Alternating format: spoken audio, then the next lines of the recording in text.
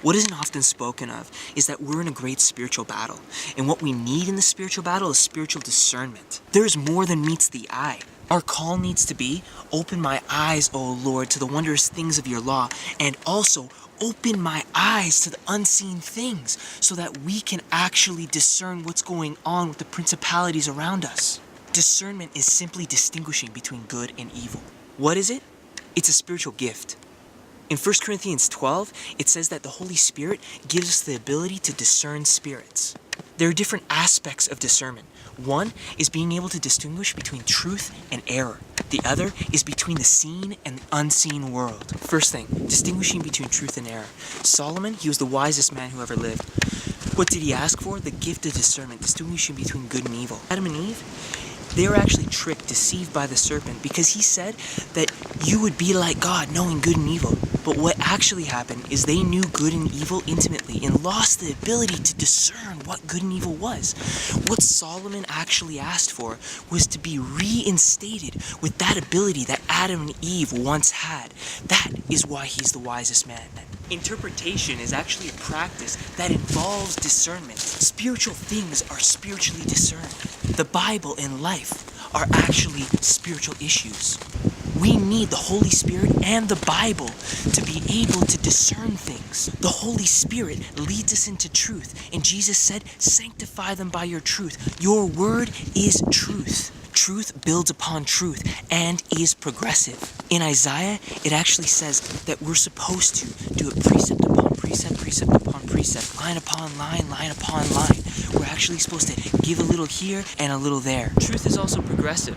The saying, an eye for an eye and a tooth for a tooth. When Jesus came, he actually expanded on this truth and actually gave it more depth. So another example is with the abolition of slavery. Jesus didn't abolish all of these oppressive practices when he was on earth, but he said that he would send the Spirit, which is the helper, and lead us into all truth so that we could continue this in the future. The second aspect of discernment is being able to distinguish between the seen and the unseen. This is practical, something we can develop. In Ephesians 6, it says that we're not battling against flesh and blood, but we're battling against principalities and powers and rulers of darkness of this age. In 2 Kings, it says that Elisha was with his servant in a city, and the Syrian army encircled around them. He said to the servant, "You don't have to worry because there's more with us than with them."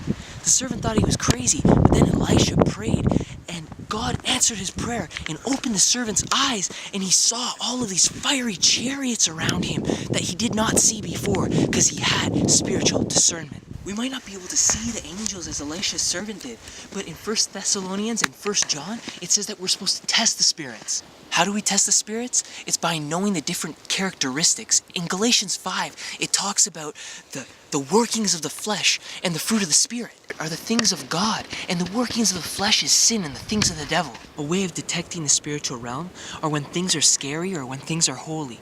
Think about when you're telling ghost stories or when the hair raises up on your body, or when you're in a church if you're young, and when praises are being sung and your hair stands up then as well. This is to be able to detect a spirit or angels that are around. This is what it says in Job 4. Spirits are angels, and when they present themselves to you, you actually have to determine whether or not they're of God or of Satan. There's a couple ways that the enemy actually can tempt us. One is when Satan comes direct head on to you and speaks to you in your mind and tries to make you fall. That's how Jesus was tempted in the wilderness. Or he can actually use another individual to tempt you, like with Peter. And Peter said, "Jesus, you shall not surely die." And Jesus said to him, "Satan, get behind me. Not all of your thoughts are yours." Think about when a horrible thing comes right into your mind. Did you mean for that to happen? In James, it says that when you're tempted, it's not sin to you unless you cling on and desire the thing that enters your mind. A way the enemy deceives you is by placing the thoughts into your mind. He'll say it in first person even, so you believe that you're the one thinking it. A couple examples of this is when you're thinking about doing something good for somebody else, and then right beforehand, you get into an argument or a fight with somebody close to you. you have these irritations arise and you get anxious. Why is all this happening? If you don't discern that it's the enemy trying to pressure you so you can't do something good, then he's going to win. But if you acknowledge that he's a part of the problem, then you can overcome.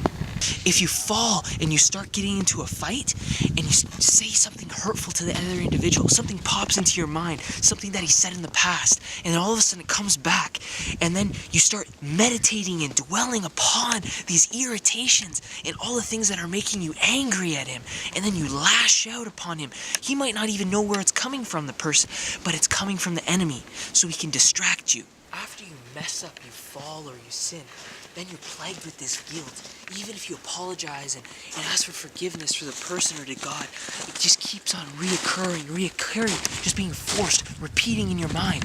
Or some sin that you've done. He's the one that made you fall and forcing it in your mind, because that's how the enemy works, with force, not with freedom of choice, which God gives you. He gives you direction.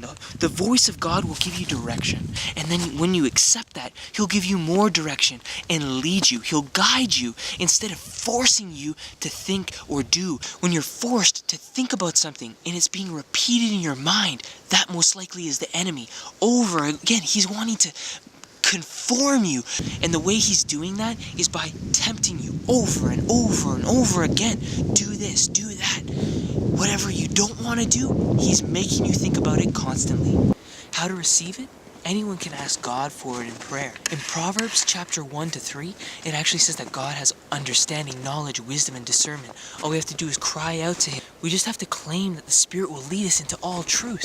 James 1 says if we lack wisdom, we need to ask for God for wisdom, and he'll give it to us generously. We need to choose the good portion like Solomon and be blessed by God, asking for a spiritual gift instead of a physical blessing.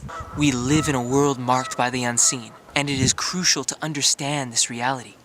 The influences we are under, the decisions we're to make moment by moment, requires us to have a spiritual eye in all that we do. We must ask God for this spiritual gift and continually be in his word and be led by his Spirit. Discernment is like a light in the darkness.